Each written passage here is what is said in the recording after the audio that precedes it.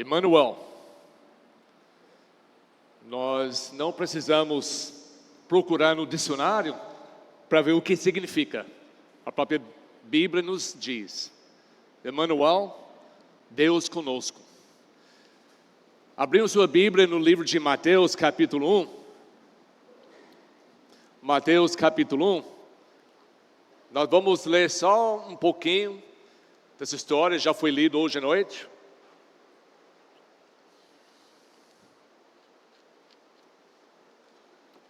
Hoje estamos terminando essa pequena série sobre esse assunto. Emmanuel, Deus conosco. A maioria aqui já sabe que, ao terminar escrever no Antigo Testamento e abrindo o Novo Testamento, houve 400 anos em que Deus não se revelou para o seu povo. Depois de 400 anos de trevas, sem ouvir da luz de Deus, Mateus abre com o nascimento da luz, nascimento de Jesus. Foi, claro, um evento sobrenatural. Foi realmente a realização da promessa e o do desejo de Deus desde o começo, estar com o seu povo. Aqui em Mateus capítulo 1, lendo só de 18 até 25.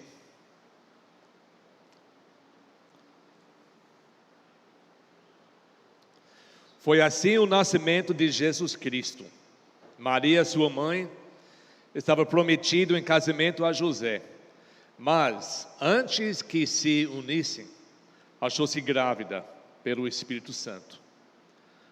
Por ser José seu marido, o homem justo e não querendo expô-lo à desonra pública, pretendia anular o casamento secretamente. Mas depois de ter pensado nisso, apareceu-lhe um anjo do Senhor em sonho e disse: José, filho de Davi, não tema receber Maria como sua esposa, pois o que nela foi gerado procede do Espírito Santo. Ela dará à luz um filho, e você deverá dar-lhe o nome de Jesus, porque ele salvará o seu povo dos seus pecados. Tudo isso aconteceu para que se cumprisse o que o Senhor dissera pelo profeta: a virgem ficará grávida e dará à luz um filho, e o chamarão Emmanuel, que significa Deus conosco. Ao acordar, José fez o que o anjo do Senhor lhe tinha ordenado e recebeu Maria como sua esposa, mas não teve relações com ela enquanto ela não deu à luz um filho, e ele lhe pôs o nome de Jesus. Estamos aqui hoje à noite para celebrar o nascimento de Jesus Cristo, que aconteceu de verdade 2000 anos atrás, numa pequena aldeia chamada Belém, na terra de Israel. Como os magos ou os sábios veio para adorar Jesus e trouxeram presentes, estamos aqui hoje à noite simplesmente para adorar Jesus. E os presentes que nós levamos para adorar Ele são presentes da nossa própria vida, das nossas vidas, que nós entregamos para servir, para honrar, para glorificar a Ele, em gratidão de tudo que Ele tem feito por nós. Os presentes da nossa vida, do nosso amor, da nossa fidelidade, são as melhores coisas que nós podemos trazer. Os homens sábios que seguem a luz de Cristo ainda hoje procura e adora a Ele. Hoje queremos apresentar só 3 coisas. O tempo hoje à noite é curto. Estamos celebrando esse evento hoje à noite ao invés de amanhã, sabendo que amanhã vai ter muita atividade, cada um na sua família.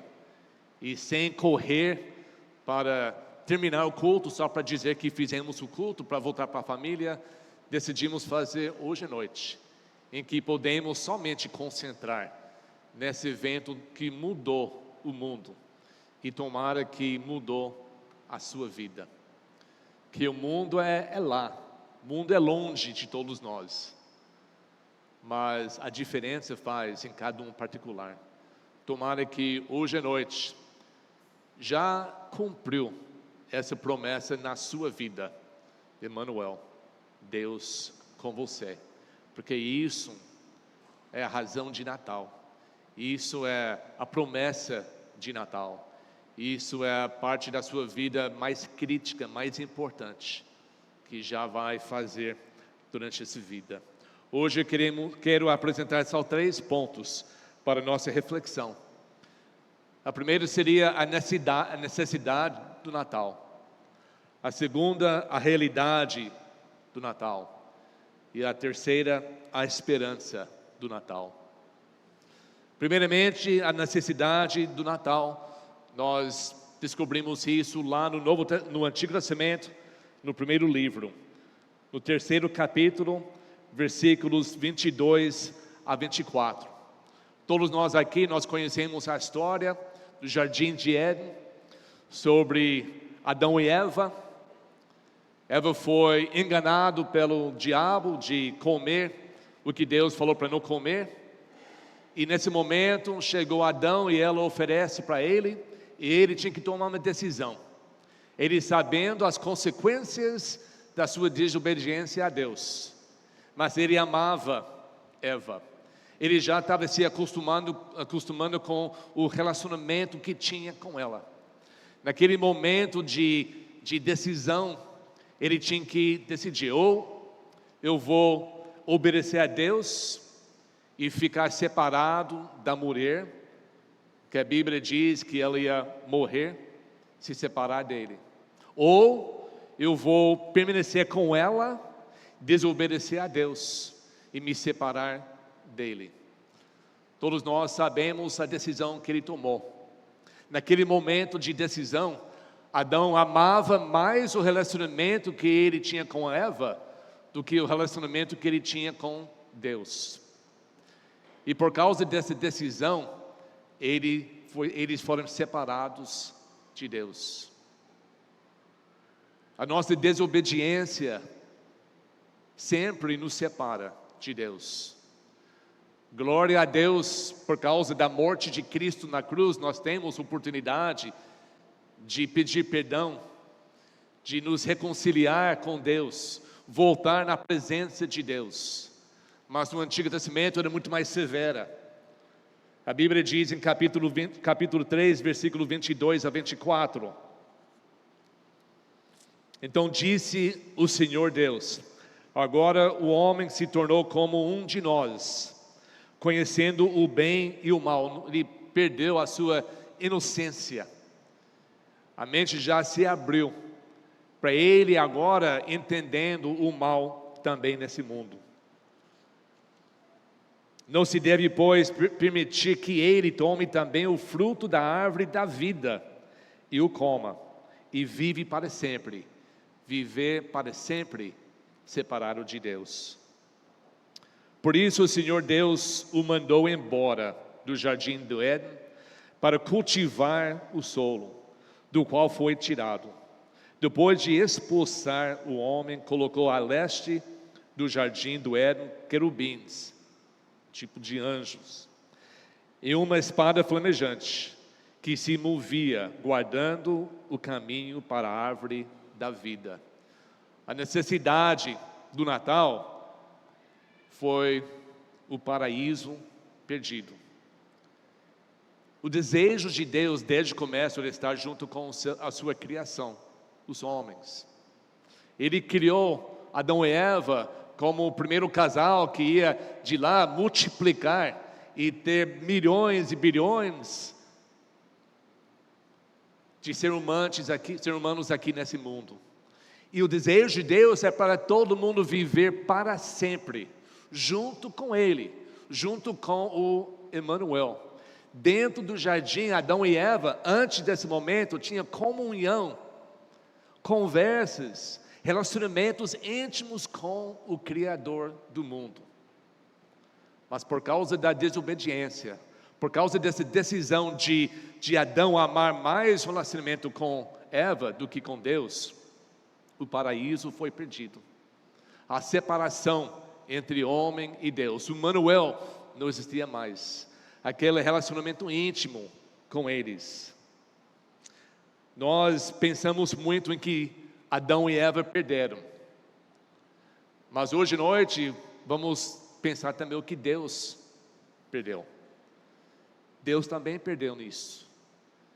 O desejo dele era para estar com o seu povo, com a sua criação que ele amava tanto.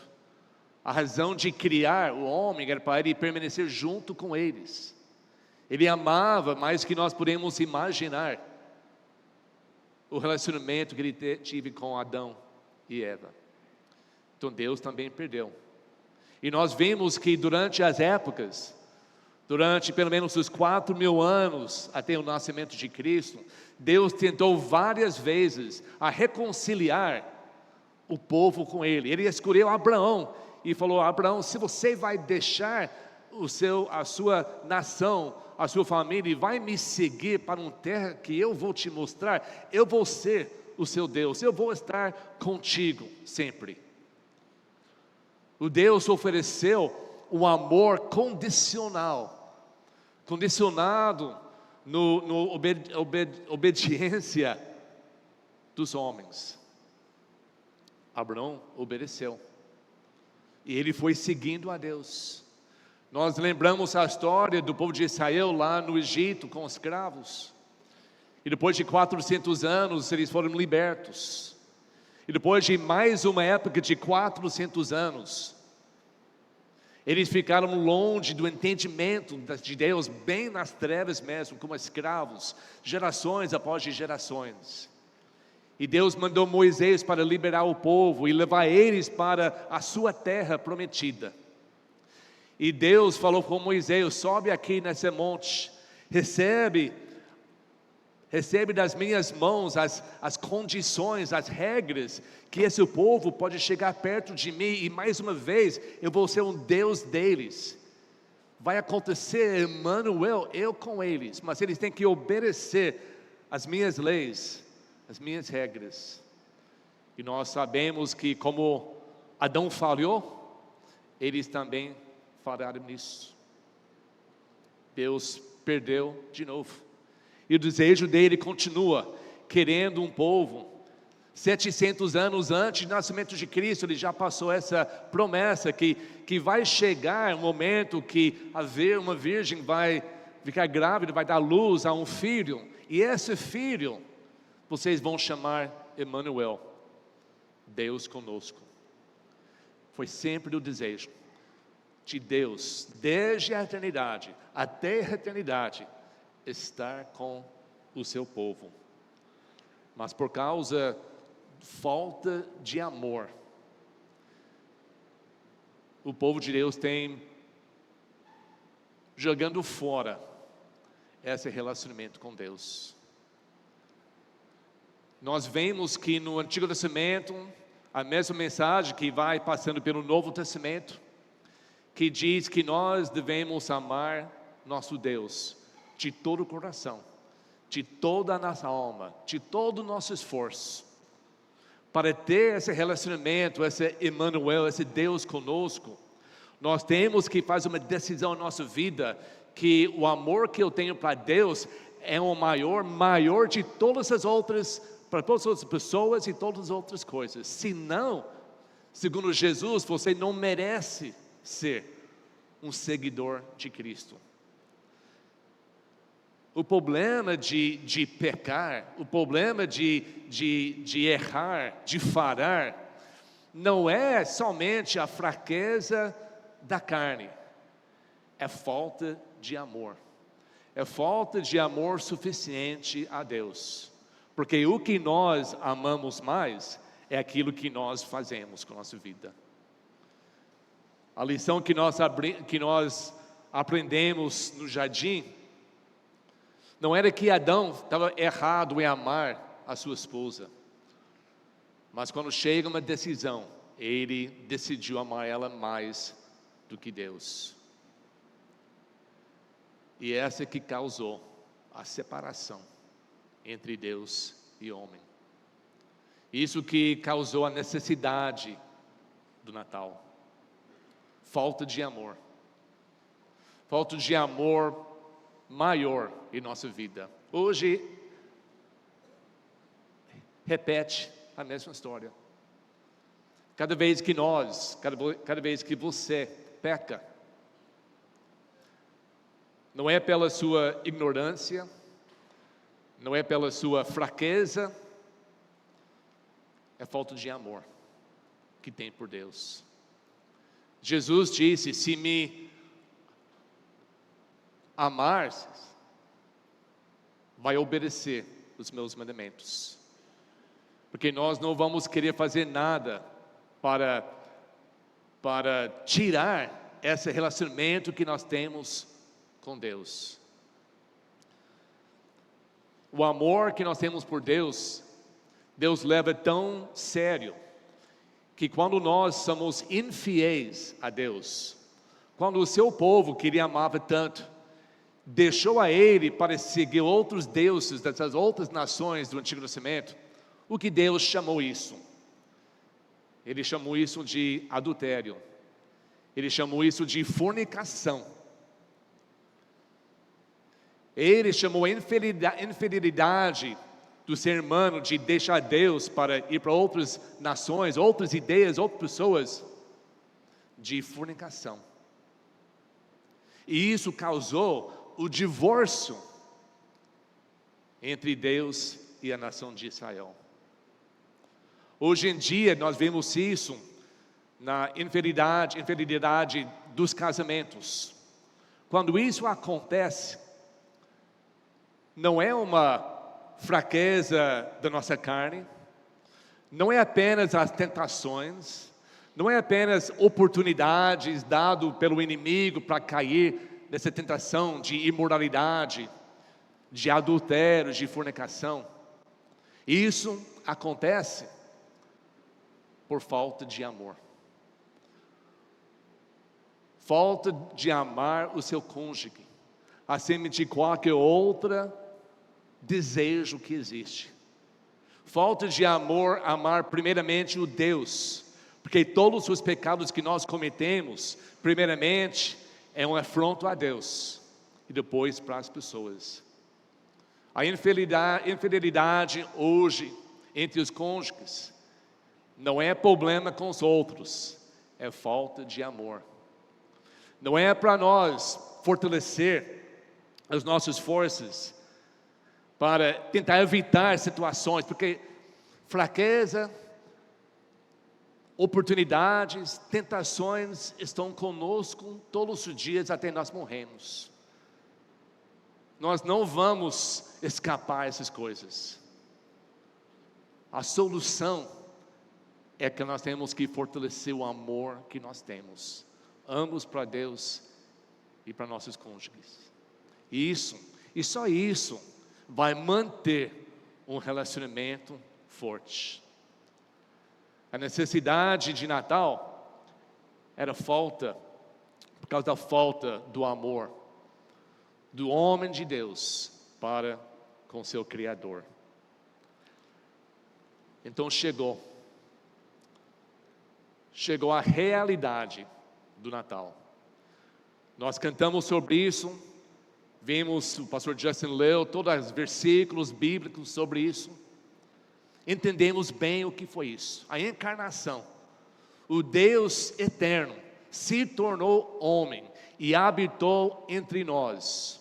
Abre suas Bíblias, não para o livro de João, mas para o livro de 1 João, quase no final da sua Bíblia, o livro de 1 João, mas é o mesmo autor que escreveu o Evangelho de João, que começa falando sobre a encarnação de Deus, o Verbo, a palavra que se tornou homem, ele se colocou carne, a encarnação, foi a realidade de Natal, que Jesus realmente nasceu.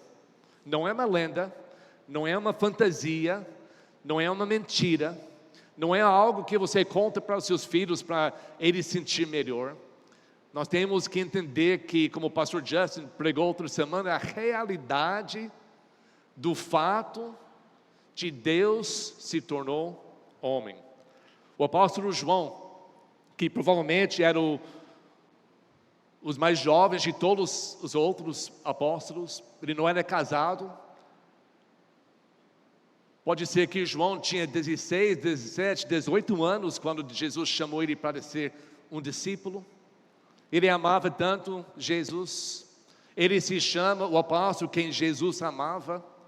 Ele escreve o Evangelho de João e também essas cartas em 1 João para nos entender a importância, acima de todas as outras coisas, para simplesmente amar Jesus acima de tudo, porque Ele é Deus.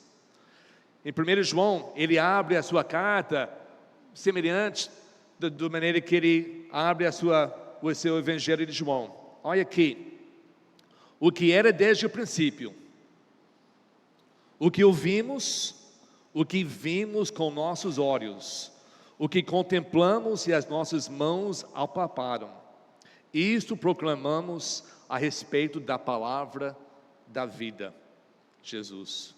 A vida se manifestou, nós a vimos e dela testemunhamos e proclamamos a vocês a vida eterna que estava com o Pai e nos foi manifestado. Proclamamos o que vimos e ouvimos, para que vocês também tenham comunhão conosco. O desejo de estar com Deus, o desejo de ter comunhão, Deus conosco. Nossa comunhão é com o Pai e com seu Filho Jesus Cristo. Escrevemos essas coisas para que a nossa alegria seja completa. A alegria dos apóstolos que tinham oportunidade de conversar, de estar fisicamente junto com Cristo, pelo menos por mais que 3 anos. Eles estão testificando. Essa carta foi mandada para as igrejas 50 anos depois da morte de Cristo. Muitas pessoas estavam vivos que estavam lendo isso. O João não era idiota para falar uma mentira, enquanto as pessoas que estavam vendo ao mesmo tempo iam saber a verdade. A realidade do nascimento, do crescimento, do ministério de Cristo, de quem Ele era, da crucificação, da ressurreição, é um fato histórico, é uma realidade, é a realidade que cumpriu a promessa e o desejo de Deus desde o começo. Emmanuel, Deus conosco. Quando Jesus nasceu, num lugar mais pobre, mais comum de qualquer outra coisa, o perfeito chegou, a pessoa perfeita, Deus conosco. Somente Ele podia chegar a ser aquele sacrifício perfeito para perdoar todos os seus pecados de todos os tempos.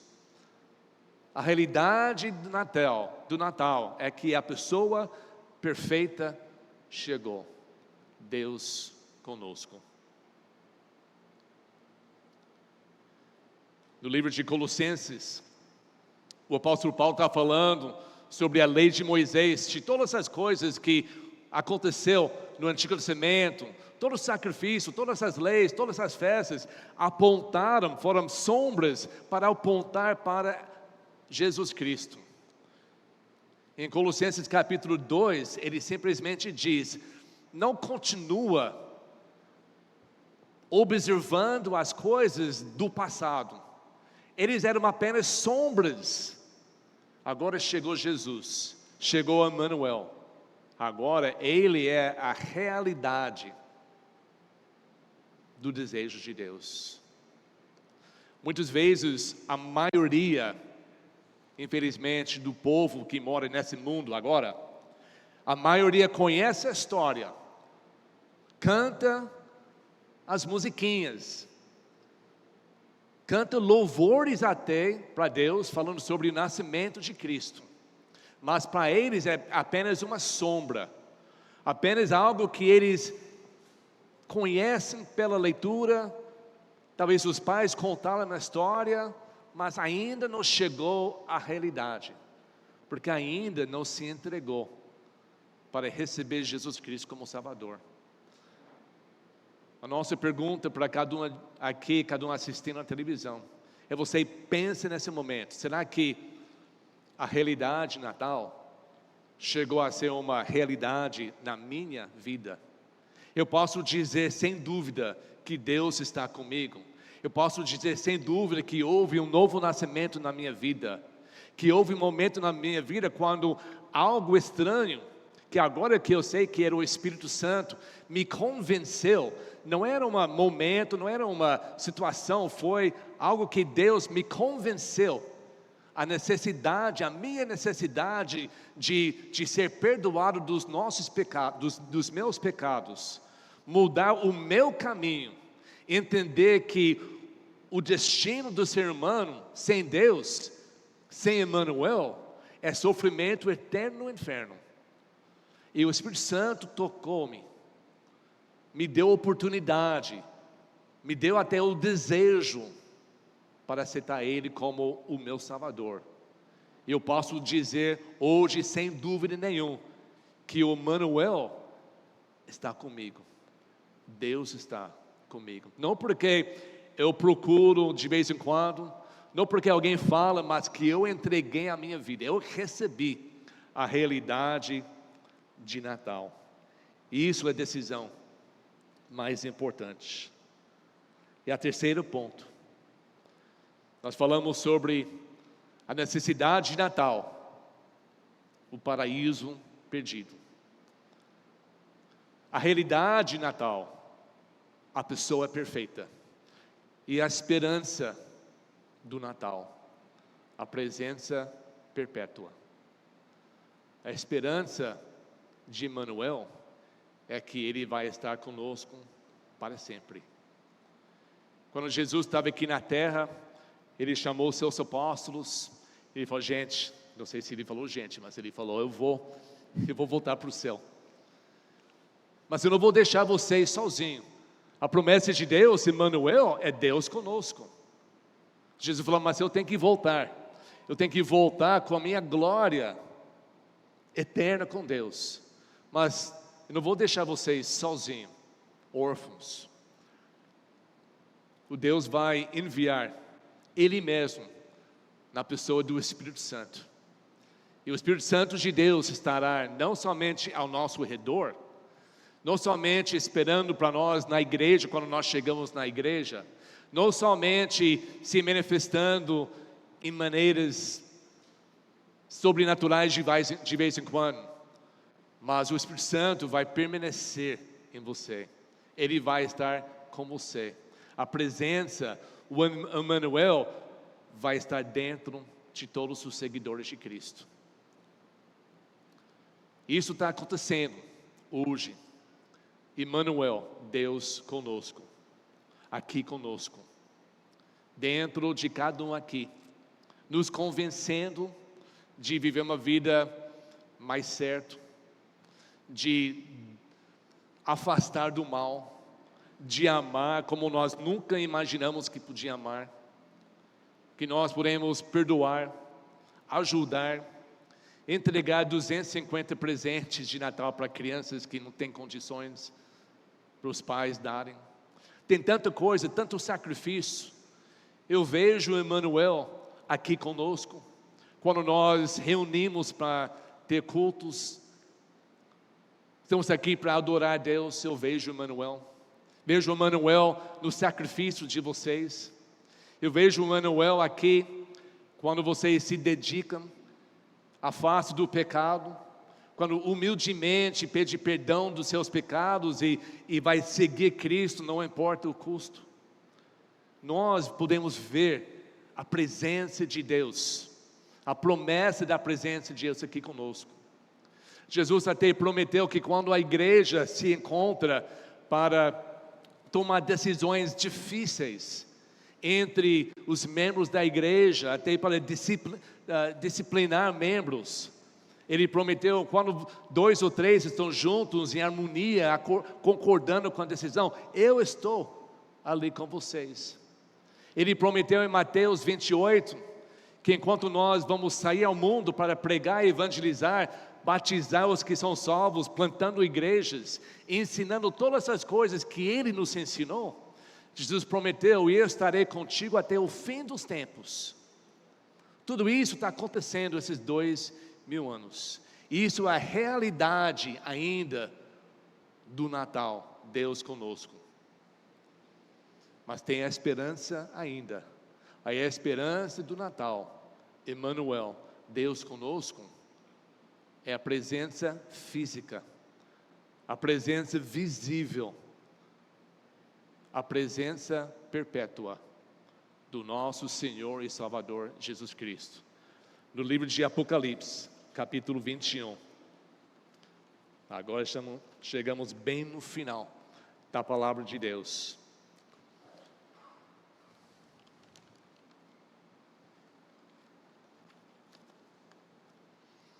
Apocalipse 21, versículos 1 a 3. Isso é depois da volta de Cristo. Isso é depois de terminando com todas as coisas. Isso é nosso futuro. Isso é a esperança do Natal. Esperança de Deus conosco. O João, o mesmo que escreveu o Evangelho de João, o mesmo que escreveu o 1º, 2º, 3º João, ele está vendo isso, ele está além, lá no futuro, vendo tudo isso. Ele diz, então vi novos céus e a nova terra, pois o primeiro céu e a primeira terra tinha passado, e o mar já não existia. Vi a cidade santa, a nova Jerusalém, que descia dos céus, da parte de Deus, preparada como uma noiva, adornada para o seu marido. Ouvi uma forte voz que vinha do trono e dizia, agora o tabernáculo, a presença de Deus está com os homens, com os quais Ele viverá. Eles serão os seus povos. O próprio Deus estará com eles e será o seu Deus. O desejo de Deus não muda. Ele criou no começo estar com o homem. O homem falhou, mas Deus não desistiu. Ele chamou uma nação, deu as regras. Eu estaria com vocês, vou ter o poder de vocês, a minha presença para sempre. Eles falharam, mas Deus não desistiu. Ele enviou seu Filho unigênito. Deus conosco, vivia entre nós. Daria para entender como um homem de Deus verdadeiro deve andar nesse mundo. Ele vivia uma vida perfeita e perfeitamente comum. Ele vivia uma vida tão vulnerável, entrou num lugar tão difícil, vivia numa família com irmãos, com irmãs, com mãe, com pai. Ele tinha que experimentar todas as coisas que nós experimentamos.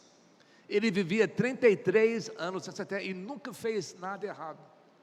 Ele vivia uma vida comum entre a sua família, entre o seu povo. A maioria das coisas que aconteceu com Jesus, nós não temos aqui. Todos nós gostaríamos de saber como Jesus era, quando ele era 3, 4, 5 anos de idade. Como ele vivia. Nós temos uma ideia de 12 anos, ele já entendeu muita coisa sobre quem ele era. Mas de 12 até 30, não fala nada. Como ele era, adolescente, jovem. Eu acho interessante entender que os irmãos e irmãs de Cristo, depois da ressurreição, a mãe Maria também, depois da ressurreição, eles se tornaram membros da igreja. por mais que 50 anos, enquanto João não escrevia ainda essa carta em 1 João, falando de tudo sobre Jesus, passou 50 anos, quantas vezes eles conversavam sobre Jesus? Quantas vezes Maria, Judas, Tiago, os outros irmãos, outras irmãs sentavam para comer e todo mundo perguntava, mas e Jesus? Como me fala, me conta a história de Jesus. E quantas coisas eles sabiam sobre Jesus. Quando João escreveu o livro o Evangelho de João, ele diz que de tanta coisa que Jesus fez, nem as bibliotecas do mundo podiam conter os livros que podiam ser escritos sobre a pessoa de Jesus. Mas o que nós temos aqui na Bíblia, o João disse, eu escrevi dessas coisas suficientes para que você pudesse conhecer Jesus, o Salvador, e receber Ele como o seu Salvador, porque isso é a parte mais importante. Sim, seria maravilhoso para a gente saber muita coisa sobre Jesus, mas o que é importante, o que é mais importante é isso, que nós conhecemos Ele como o próprio Deus, e entregue nossas vidas e aceitar Ele como nosso Salvador, e cumprir o desejo de Deus desde a eternidade, que vai virar uma outra eternidade, realidade, Emmanuel, Deus conosco. Isso é Natal. Temos a necessidade, temos a realidade, ainda temos uma esperança. Você tem isso? O maior presente que você pode receber nesse Natal é a realidade de Jesus Cristo na sua vida. Não tem nada melhor do que isso. Antes de segunda-feira, que é o dia de Natal, amanhã você vai ter tempo. Eu peço que todos nós vamos ler João capítulo 15. O mesmo autor, João, ele escreveu capítulo 15, as palavras de Cristo. E essa palavra de Cristo vai nos dar um entendimento melhor como seria Deus conosco, como seria a nossa vida permanecendo em Cristo. Faz isso, faz essa leitura, marque isso já na sua Bíblia. Faça essa leitura com calma, com tempo, meditando em cada palavra de Jesus. O desejo dele era para abençoar a sua vida tão grandemente que você não vai ter nem desejo de errar, nem desejo de ser infiel a Ele, nem qualquer outra pessoa desse mundo, porque você ama acima de qualquer outra coisa visível ou invisível. Nós amamos tanto Jesus Cristo, o nosso Salvador. Se você não conhece Ele ainda, enquanto nós cantamos, antes que nós irmos embora, o altar está aberto para você chegar aqui. Converse com Deus, conhece, faça que a realidade de Natal acontece nesse ano, nesse Natal, na sua vida. Tem tanta coisa que nós possamos agradecer a Deus. Tem tanta coisa que Ele faz em nossas vidas. Mas se nós podemos sair daqui hoje à noite com um desejo maior de amar a Ele mais. Assim, é importante fortalecer a nossa fé, fortalecer nosso conhecimento, evitar pecado, evitar tentação. Mas essas coisas estão ao nosso redor diariamente. Se nós não amarmos Jesus acima de qualquer outro relacionamento, qualquer outro desejo, nós vamos errar, nós vamos falhar. Não deixa a falta de amor se separa do Emmanuel. Vamos cantar.